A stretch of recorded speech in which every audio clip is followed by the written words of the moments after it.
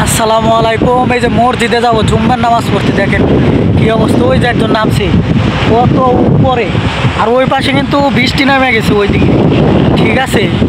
আর এইটাই যে রুট, জুম্মার নামাজ পড়তে যাবো, লোকজন নাই কিন্তু রুট বানায় রাখছে। চলেন দেখা যাক, নামাজে যাবো, জুম্মার নামাজ এই জায়গায় এসে পড়া হইতেছে। গাড়ি পার্কিং করে রেখে আসছি, এখন আল্লাহ আল্লাহ করে দেখেন কি অবস্থা। ভালোভাবে নামতে পারলে হয়েছে। এই যে দেখেন কই যাইতে হইব, ওই যে একজন চইলা গেছে। এলো মালয়েশিয়া।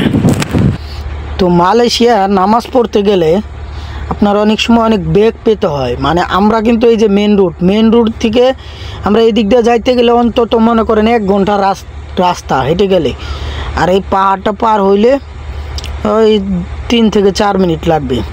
এই হচ্ছে কথা। কিন্তু রুটঘাট আছে, এত দূর ঘুরে যাওয়া মানে বাংলাদেশে যেই রকম অ্যাভেলেবেল আপনার মসজিদ, এখানে একটা ওইখানে একটা, এরকমটা এই দেশে পাবেন না। এই দেশে পাওয়া যায়, শহরে মসজিদ পাওয়া যায়, তাও বাংলাদেশের মতো এত অ্যাভেলেবেল না, ঠিক আছে। যার কারণে যখন আমরা জুম্মার নামাজ পড়তে যাই একটু ব্যাক পেতে হয় আর কি। এই যে দেখেন কি ভয়াবহ একটা, মানে অন্তত 500 ফিট নিচে নামা লাগতেছে। ওই যে একজন নেমে গেছে, ওইখানে থেকেও আপনার বাড়িঘর অনেক নিচে, ঠিক আছে। তো এরা আবার একটা সিস্টেম করে কি, মাটি যেন ভেঙে না যায়, এর কারণেই যেরকম দেখেন স্ল্যাব বসিয়ে আটকে দেয় জিআই তার দিয়ে ভিতর দিয়ে। আর এই যে এদের অবস্থা দেখেন, এরা এই দেশের যারা নাগরিক, অথচ বাংলাদেশকে হেয় প্রতিপন্ন করে, কিন্তু ওরা ছোটো করে কথা বলে অনেকেই, কিন্তু ওরাই যে এই পরিবেশে থাকে। এই যে দেখেন ছাপরা, ঠিক আছে, হয়ে যায় এদের। এ দেখেন কি নাই, ঘর নাই, কিন্তু এই যে গাড়ি আছে পড়তে গেরি, ঠিক আছে।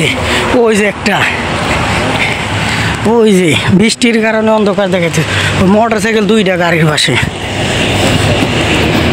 এই যে ওই পাশেও ওই যে ঘর নাই কিন্তু গাড়ি আছে।